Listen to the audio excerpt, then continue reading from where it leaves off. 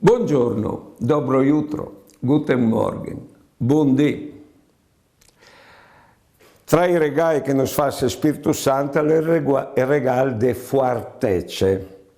C'è il regalo de fuartece, all'echel di poter contare su tutte fuarce che ho vinto dopo che sono finiti i nostri sforzi, di modo che di fatto ho potuto sgarfare, ecco, di fronte a situazioni nevore impegnative, risorse, fuarci che non credevano neanche di vedere dentro di noi.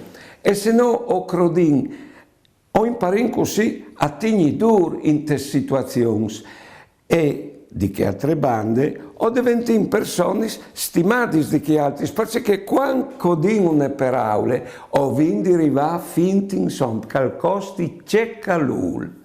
Allora il regalo di fuartezza lo vinto tutti dentro. L'importante è divisarsi e di pregare al Spirito Santo, quando io sim al limite dei nostri sforzi, come una riserva infinita di poter sfruttare dopo dei nostri. Buone giornate e buone vite.